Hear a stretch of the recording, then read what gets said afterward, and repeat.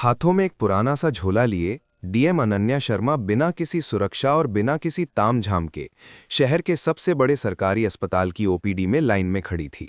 वो खुद अपनी आंखों से देखना चाहती थी कि क्या गरीबों को वाकई मुफ्त इलाज मिल रहा है या सिस्टम सिर्फ कागजों पर चल रहा है। लाइन में खड़े खड़े उनकी नज़र एक बुजुर्ग आदमी पर पड़ी जिनका नाम रामलाल था।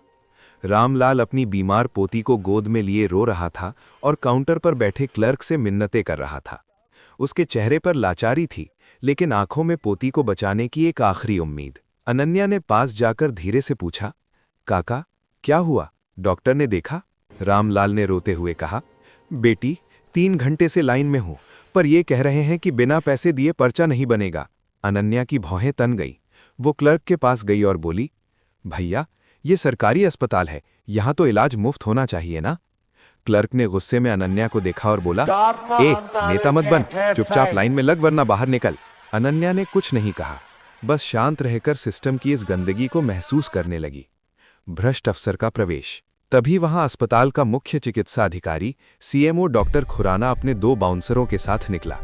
रामलाल उसके पैरों में गिर गया। साहब, बच्ची की तबीयत बहुत खराब है, एक बार देख लीजिए।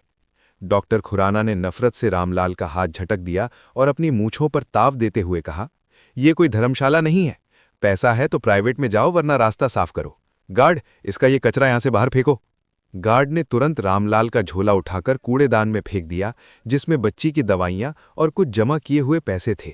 थप्पड़ और अपमान, ये सब देखकर अनन्या का खून खौल उठा। वो एक कदम आगे बढ़ी और सख्त आवाज में बोली, एक डॉक्टर होकर आपको शर्म नहीं आती?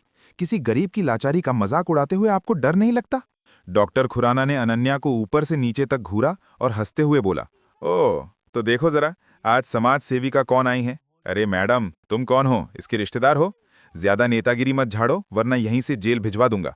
जब अनन्या ने पीछे हटने से मना किया तो गुस्से में आकर डॉक्टर खुराना ने बिना सोचे समझे अनन्या के गाल पर एक जोरदार थप्पड़ जड़ दिया। आवाज इतनी तेज थी कि पूरे अस्पताल में सन्नाटा छा गया। डीएम का संकल्प। अनन्या के गाल पर उंगलियों के निशान उभर आए थे। भीड़ आवाक थी, लोग डर के मारे पीछे हट गए। गार्ड ने उसे पकड़कर बाहर धकेलने की कोशिश की, लेकिन अनन्या ने अपनी आवाज को इतना बुलंद किया कि गार्ड के हाथ रुक गए।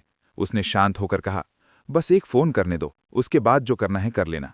डॉक्टर खुराना ठहाका लगाकर हंसा, कर ले फोन, जिसे बुलाना है बुला ले, खुराना किसी के बाप से नहीं डरता। अनन्या ने अपना फोन निकाला और सीधे जिले के पुलिस कमिश्नर और स्वास्थ्य सचिव को कॉन्फ्रेंस पर लिया। असली पहचान का खुलासा। कमिश्नर साहब, मैं डीएम अनन्या शर्मा बोल रही हूं। मैं इस वक्त सिटी अस्पताल की ओपीडी में हूं। यहां के सीएमओ ने मुझ पर हाथ उठाया है और मरीजों के साथ जानवरों जैसा सुलूक हो रहा है। मुझे यहां अभी पूरी फोर्स चाहिए।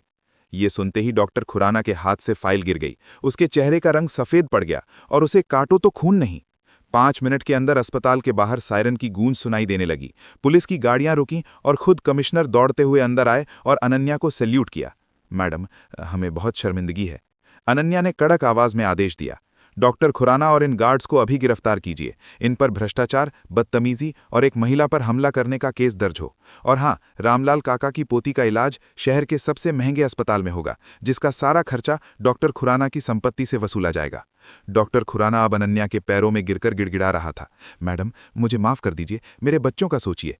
अनन्या ने ठंडे स्वर में कहा, जब तुमने उस मासूम बच्ची की दवाइयां फेंकी थीं, तब क्या तुम्हें बच्चों का ख्याल आया था?